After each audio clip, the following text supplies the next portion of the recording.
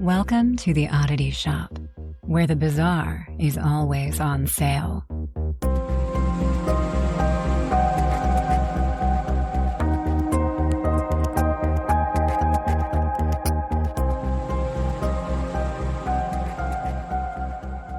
Welcome back to the Oddity Shop. And this is the episode where Kara forgets what our podcast is called. I believe what she meant to say was Oddity Shop. Words are hard. Just keep that all in. Oh yes, nope. That's our intro this week. I would ask how you're doing, but I think you've hit a point of slap happiness at this stage. So beyond mentally exhausted. I don't know what it is about this month that I've just no matter what I do, it cannot catch up on sleep. The month just started. We're a third of the way through it. Oh my God. No, December was killer. It was brutal, and we're not caught up and we'll never be caught up from December. That's what it is. Until the summer, we'll get a couple weeks of quietness and then all the summer craziness is going to pick up. It's just, Life. It's not even an adult. It's just life. Oh, I've been meaning to tell you, I finally found some sage spray. That's what I need because I don't actually want to burn sage. I'm afraid.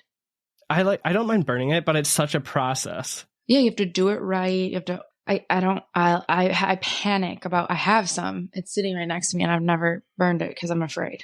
Next time I go back to the store, I'll have to get you some. So it's spring water, white sage oil, and then it's got quartz. Wait, I was just gonna say, what does it smell like? Sage. it might smell like sage, like white sage. I'm losing it. You really are. It is a really refreshing smell, though. I like it. So yeah, I need some little quick spritz to keep the negativity away. Oh God, I'm gonna bathe in it. Right? I felt actually the other night I was taking a bath. I'm like, maybe I should just add a few drops, like an essential oil. Does it say to spray it on yourself or just in your atmosphere? I think you can use it for either way. It's a read me the cleansing or clearing directions. spray. Did you get it? Did you get it at the same crystal shop? No, I got this at a different one. So I helped my friend Chelsea move recently. Congrats, girl. Right? She just got a new place. For her housewarming gift, I took her. We got some good crystals for her. We got a burning sage. So you did too. For her new place, yeah. Yeah, and then I picked up some sage spray. So it was a cool little shop out in Mount Pleasant, though. Real tiny, real cozy place. What's it called? Oh goodness. Is it on the bottle? No, it's not. Hold on a second. I will find it. It was a cute name, too. I need to know. All Things Divine Boutique. So was it like a crystal shop or just... Yeah, crystals, teas, sage, incense, all that kind of hippie divination shit. Should look on their Instagram. Oh, we should. I wrote it down. So yeah, that's what I did this week. Helped Chelsea move. We got some cleansing. Other than that, just cute. That's all I did, so I don't even want to talk about it. Don't even ask. Darn. You are loving work lately. All right. Should we just get into it then? Well, no. First off, I want... Don't ask me about anything, but we're not getting into the episode either.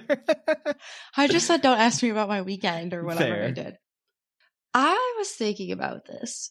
And do you know the worst part about having a podcast with you? I'm sorry, did you say best part? What's the best part? No.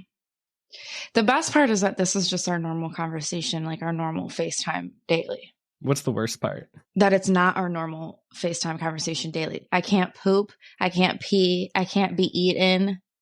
Oh, and all I want to do is for all of our future listeners, they're going to know that you poop on FaceTime with me. So do you. I don't think I've ever pooped. I have peed. You have. No, I've not. Have pooped.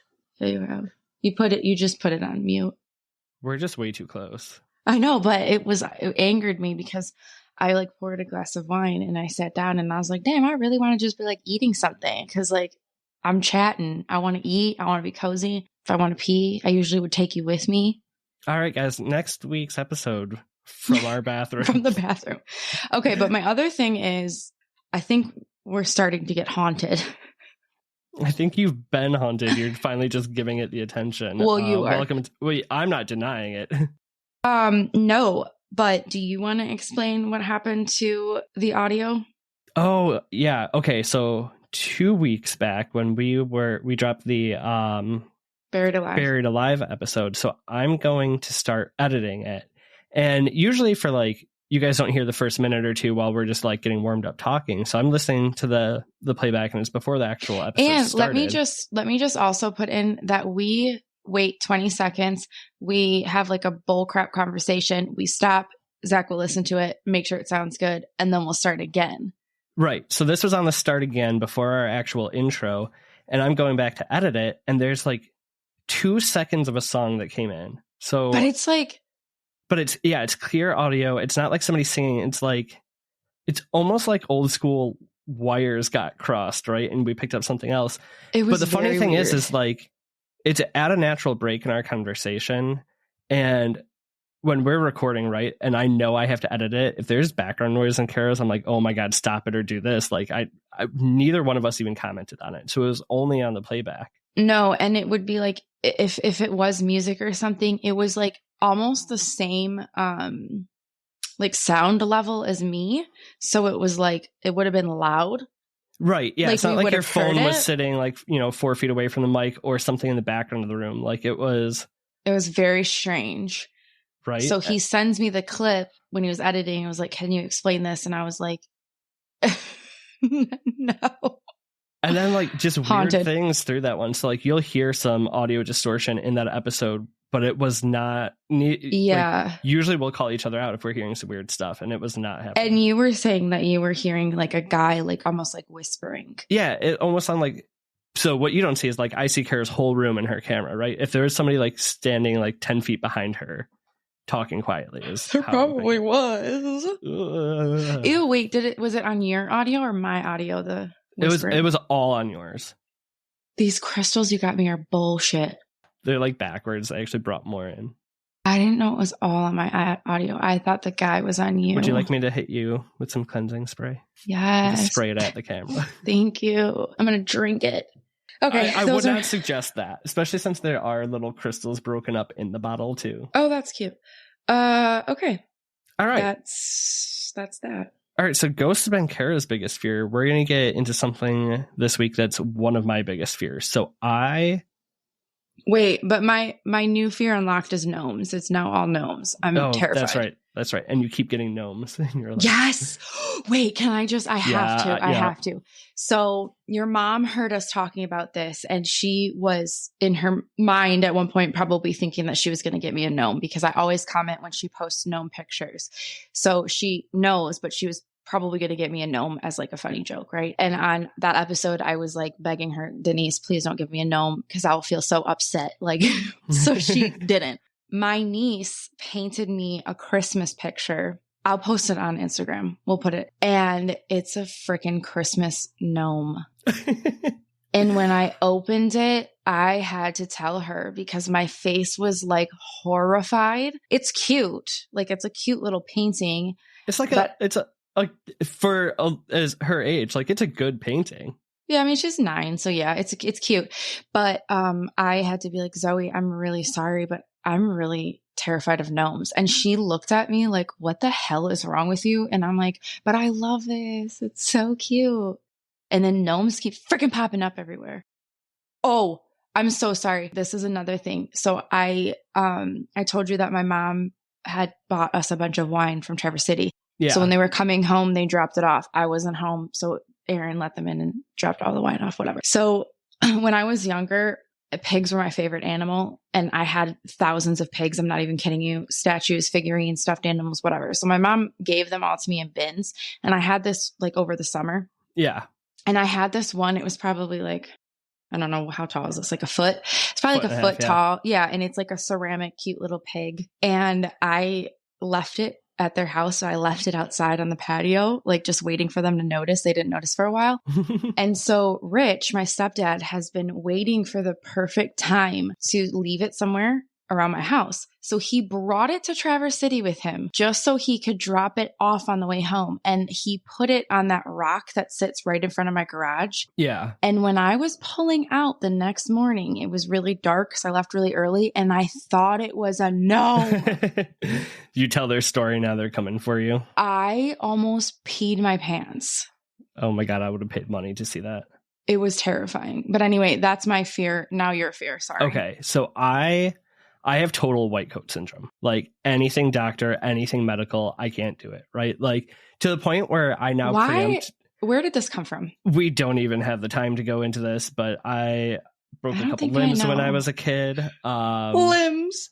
Yeah. Broke my arm twice. Okay. Saw some stuff in the hospital. It's just become a fear of mine. Like I can't watch.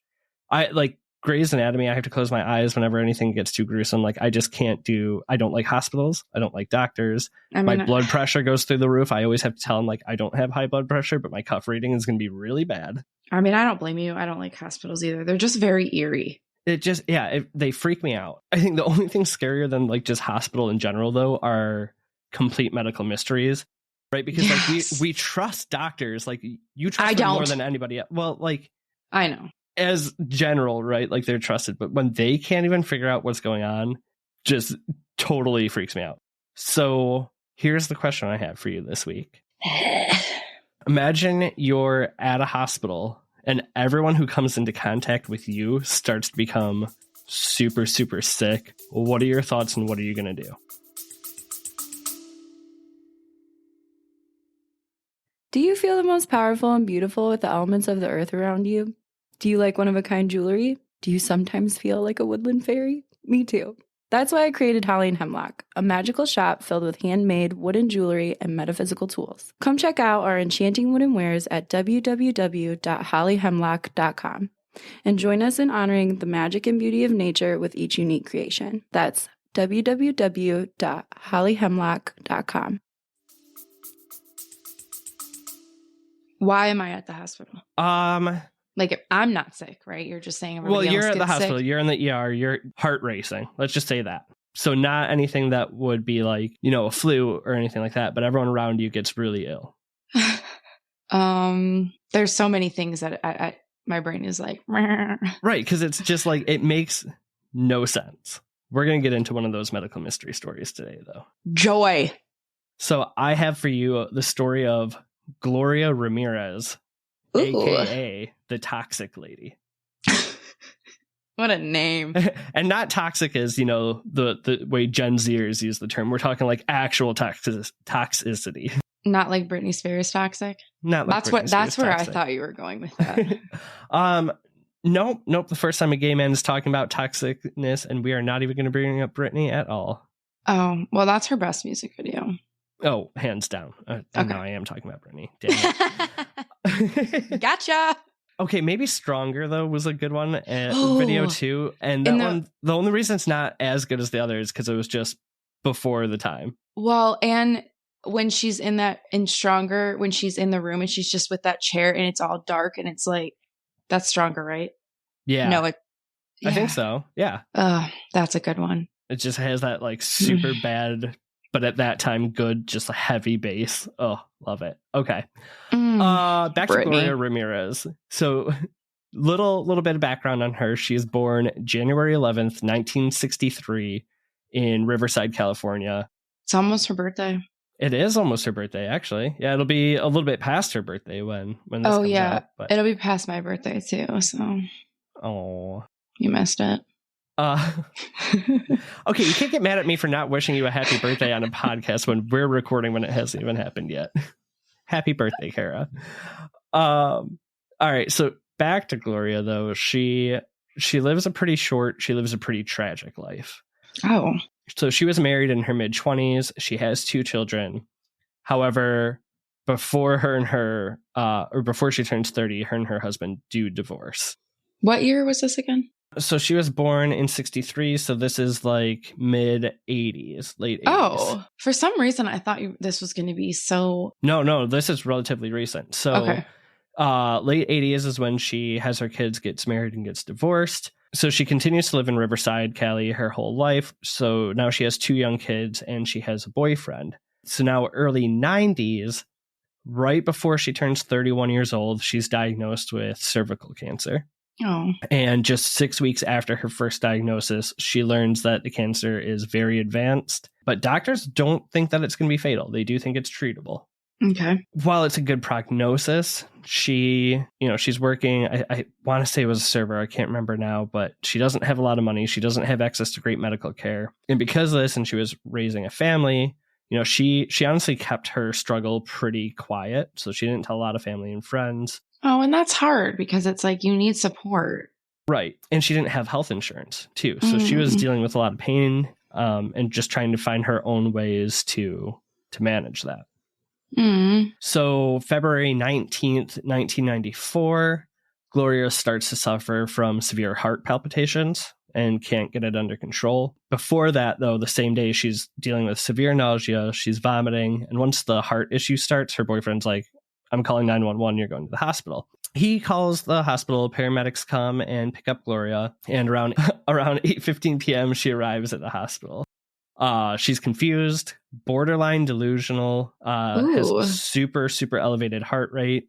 She's been nauseous and dizzy all day. It's just she's not doing so hot. I would say so. From here, though, things take a really, really strange turn. So with a little bit of confusion and delusion she's having, the staff at the hospital decides that they're going to try to sedate her. They use 3 different sedatives. Dang. Yeah. That's not normal. So, and she wasn't reacting well to them. Her heart rate was still elevated. She was still not feeling good, and she wasn't really relaxing, for lack of better words. Oh my God. Now she's got all these sedatives in her system along with that. So she basically goes into a state of shock. So the hospital decided without her being sedated, they were just going to try to defib her, use a defibrillator, to get her heart rate back to a normal rate. As they, start to take off her shirt enough to do the defib, they noticed that her body was covered in like an oily sheen. Wow. One of the nurses noted a fruity but also garlic-like odor coming from her mouth. What the absolute hell? And they're going to do a blood test, right, to try to figure out what's going on as well. So they do a blood draw, and one of the nurses said that there was an ammonia-like smell coming from the blood. And when she looked closely at it, you're smelling something that should not be in blood. She looked closer at it, and there were manila-covered particles floating in her blood. I feel like Georgia right now. Explain my face. Disgusted, confused. What? It's just really wild, right? So remember, she came in for nausea and heart palpitations, kind of typical things that you would anticipate with cancer. Everything else that's happening right now is just really, really weird. So the nurse who drew her blood, her name is Susan Kane.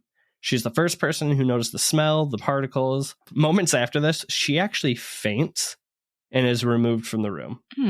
The other nurse who is in there, actually, she wasn't even a nurse yet. She's a medical student. Her name is Julie Gorchinsky, and she's the one who kind of actually noticed the floating particles in the blood.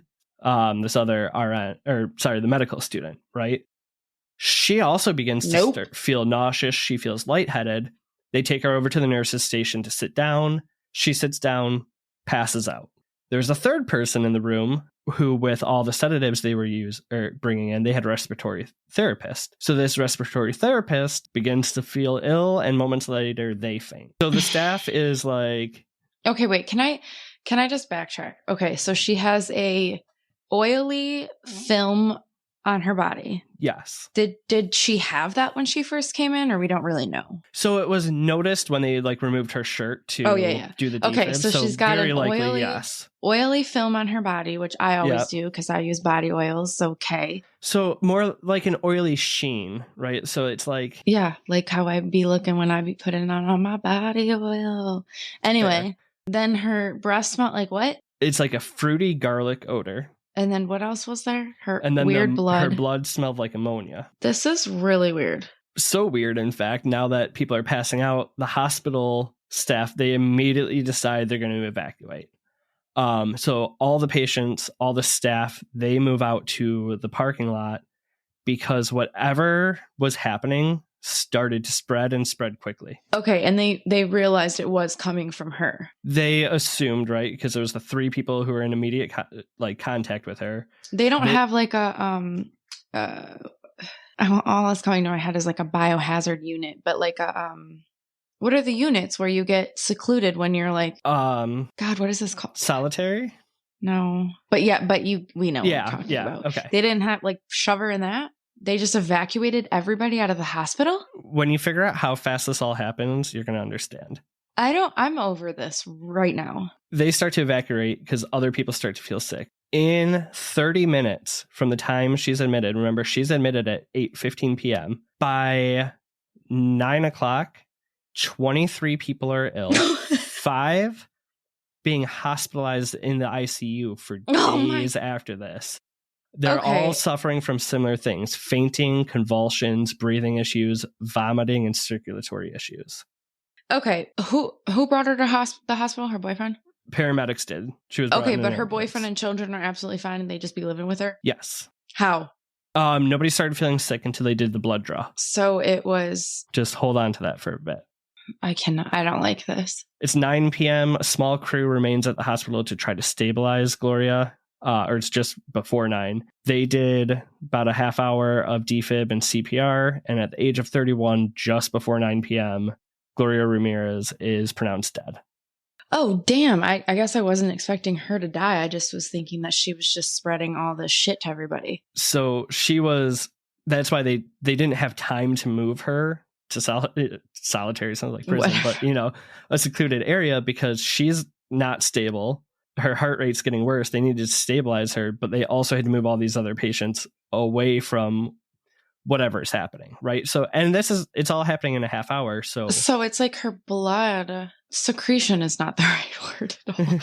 But like when they extracted her blood, that's also not the word I'm thinking of, but it's fine. It contaminated everybody. That small amount of blood. That there's theories about what happened, right? So obviously it doesn't sit well with people at all, and they want to know what the hell is going on. No. So at this time, though, Gloria Ramirez is removed to a separate area of the hospital. She is sealed in double plastic bags and put in an airtight container. Oh my God, that's actually really sad. Now that to me, though, states that the hospital believes that something is going on in relation to Gloria and what's happening to everyone else. Okay. So the Department of Health and Human Services is called. They send in a couple highly acclaimed doctors to try to figure out what happened. Remember, this is early 90s. So the Department of Health and Human Services, they notice that everyone who's affected are women. They do a full medical examination on everyone. Results came back inconclusive. Blood tests came back completely normal. So the department releases their findings, and the official report status I'm not going to like this. Members and patients of the hospital on this night in February all suffered from a case of mass hysteria. How? And, no one knew. Right. And Gloria Ramirez passes away. Not even anything due to her heart. The medical report from her autopsy states it was kidney failure. What are the other theories? Because that one's not. Nobody believes this one. Do you remember Julie Gorczynski? She's the medical student who is in the room. She passed out. She's the one who saw the floating particles in the blood. And she's like, this wasn't mass hysteria. Like, there's something going on with this woman. Ew, this is so strange. Julie fights for a better explanation because not only did she faint, she was in the ICU for 2 weeks with breathing problems. I'm sorry. Did they do an autopsy or they just bagged her up and just were like, no, they did an autopsy and they said it was kidney failure. Oh, yeah. So she is in the ICU for 2 weeks with breathing problems. She develops hepatitis and vascular necrosis in her legs. She is not going to stop looking for the true answer. What happened? You wonder why you haven't been sleeping. Right. Yeah. No, this one, I'll never go to a hospital again. So she's trying to talk to the coroner to get information, not getting any answers she wants. So Julie actually contacts the Lawrence Livermore National Laboratory. I'm sorry, I can't stop yawning. So if you can hear it, you're good. I'm trying. So they send basically people look over her body, do more tests, right? Try to figure out, it's a lab. So they're looking at chemical compositions. They're trying to see if there's anything that's in her system. Do we think like the hospital or like whatever, they're trying to cover this up? We're going to get a little bit more into that in about 5 minutes. So they actually find trace amounts of dimethyl sulfoxide. Mm-hmm. Yeah, that. Yeah. I am not going to be able to say that 10 times. So how are we abbreviating? DMSO. So they find DMSO in her system. Basically, what they think is she was using this. Remember, she has no medical insurance and she's kind of dealing with a lot of the pain and everything on her own. Oh, yeah. They think that she's using DMSO as a homeopathic pain reliever. So in the 60s, when Gloria was born, DMSO was used in a lot of like creams and salves and stuff. And it was said to be a pain reliever, a anxiety reducer, like basically a 60s cure-all, especially in poor families, which Gloria, she was from a poor family. So I'm sorry. Let me ask you this. So was she like lotioning her entire body with it and it was just seeping into her pores is what they think? Hold, please. Sorry. Because it's a little disturbing. In the 70s, I hate this. DMSO was labeled as a toxic product and you were not supposed to use it for personal use. Well, what was it for then? So in the 60s, they were using it for all that, right? I know, kind of but like the FDA. So no, I know. But if you're saying you're not supposed to use it for personal use, then what the hell's it for? It is used as degreaser and is sold in auto stores and hardware stores. No. Mm-hmm. So, oh no, it's sold in super high concentrated levels in a gel form, and remember, and that was on her body. Gloria knows that from her childhood that it would help for pain management. So, she's basically buying degreaser and rubbing it all over her body. But this isn't for sure. This is just another theory, correct? But probably because nobody corroborated that it was that she was using this, right? But it was found in her system. There was the oily sheen on her body, and that was the only way to get it. So was that jelly? Yeah, that's the conclusion. But then, okay. So we're gonna get into a little bit of chemistry. Do you know what this reminds me of? What's that? Typhoid Mary. Yeah, I love Typhoid. It is a little bit Typhoid Mary-esque of like, let me just touch all the food, cook for all these families, literally kill everybody and not even know. Move along. Too bad for Gloria, though, but... On to the next. Yeah, right? Ugh. So, DMSO at a high temperature, so close to 100 degrees, will turn into a gas. People who use this degreaser say it has a fruity or garlic-like smell. Wait, what's your blood at temperature? I mean, your normal body temperature should be about 99 degrees. So your blood is at 99 degrees? So she's putting it on in a gel form. Mm-hmm. It's getting absorbed through her body. Mm-hmm. It's building up over time that she's using it. And then, so what happens is actually... it changes. Up. Yeah, it turns... Because it sucks into your body. It came into her lungs, would turn into a gas form, and that's why the smell was coming out of her mouth. Did she ever even have cancer? Yeah, she did. Okay. Yeah, she was using this to manage the pain. Her? Oh, yeah, that's right. I forgot. At lower temperatures, right, the reason they suspend it in a gel is because DMSO will crystallize. Oh. So when they did a blood draw, hospitals are at about 65 degrees. And it crystallized. When it's doing that, the crystallization, I don't know the chemistry for this or whatever, but it changes into a derivative of DMSO. Ugh. This derivative can cause breathing problems, convulsions, nausea, vomiting, mass hysteria. Mass hysteria, yes. Another thing, too, is DMSO buildup in your body over the time can actually cause kidney failure. Oh. So remember, her original prognosis with cancer was that it was not going to be fatal. It wasn't. If this is what actually happened to her, it was her at-home remedy relief that actually killed her. Which is so heartbreaking. Mm-hmm. Now, ew. This is a chemistry thing that I just didn't understand. Her body, once they had the heart rate issues going and added all these sedatives, DMSO further changed due to the stress in her body and the addition of these other chemicals. So it chemically changed or whatever? It basically changes into a form of sulfuric acid, which gives off an ammonia-like smell. Oh, and they pumped her with that shit too. So, and remember, there's the ammonia smell. So this is kind of like the what most people to think as the accepted answer of what happened to her. I'm very uncomfortable right now. So was her family with this answer. They did not buy that either. They didn't? And I think for her family to believe that she could have survived the cancer, but it was her own managing of her pain that caused, right? They had always been under the thought that something happened at the hospital that caused the air to turn toxic, and Gloria was the scapegoat. Because remember, the hospital, whether it was mass hysteria or not, they immediately moved her to an airtight space. Well, they moved everybody out of the hospital, which is a little weird to me, but... So 2 months after Gloria's death, her body was released to the family, and they had an independent autopsy completed. But because she was put in this airtight container and not really prepared correctly, her body was super badly decomposed at this time. There was missing organs from the previous autopsy, and all of her blood samples had somehow disappeared. So the family... Of course they did. Yeah. The family has always kind of remained that there was something that caused toxic fumes at the hospital that hurt the patients and staff. Because of that, they couldn't perform life-saving techniques properly on Gloria. They said it was her that caused it so that they didn't face lawsuits from the family. Which I can see.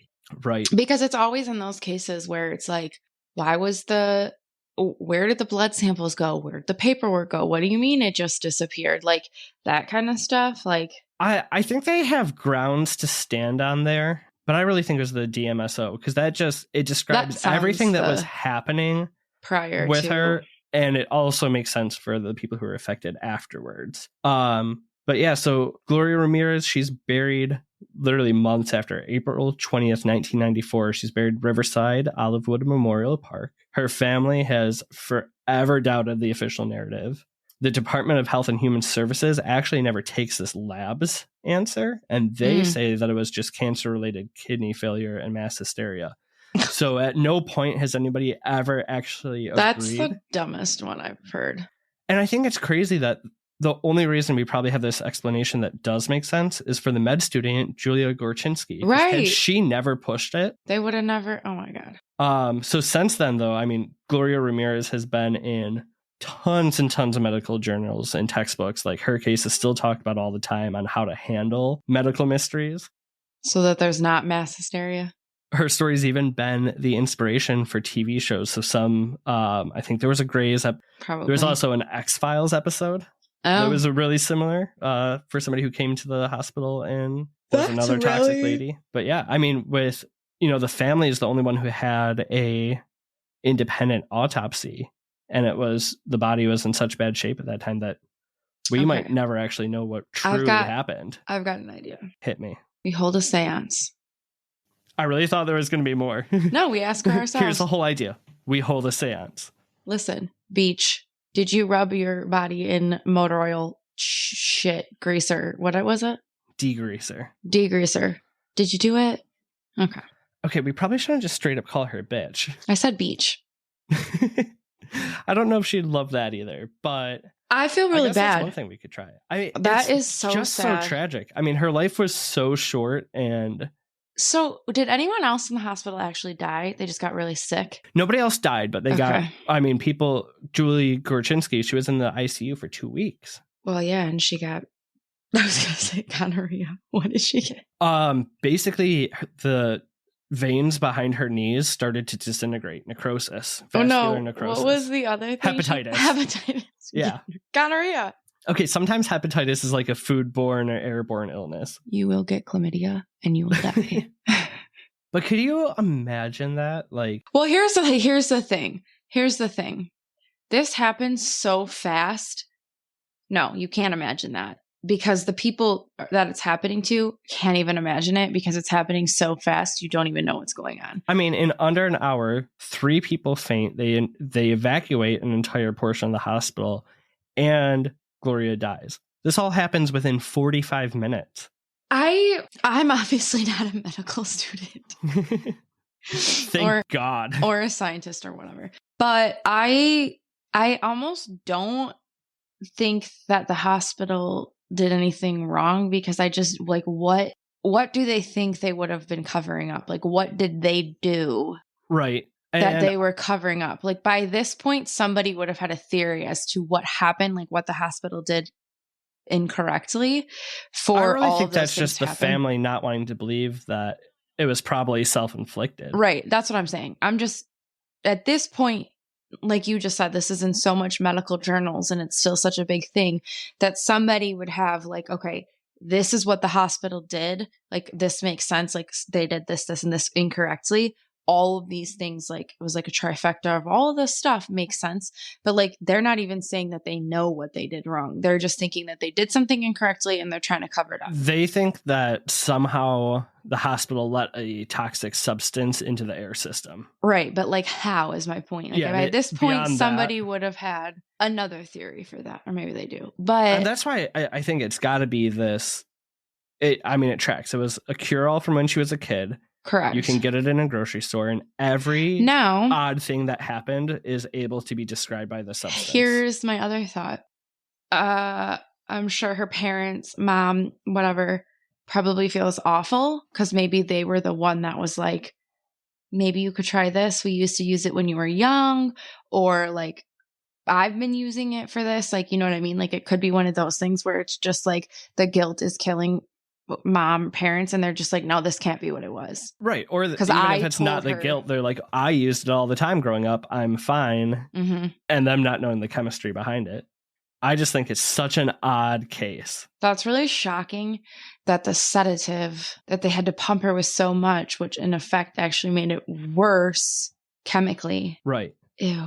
Yeah, and that's the thing. That's why doctors, when you go to the hospital, they ask you what medications or whatever you're on so they can make sure there's not these adverse side effects of... If they were to be like, what medications are you on, my dear? She wouldn't be like, I've been bathing in motor hardware degreaser. store degreaser. Yeah.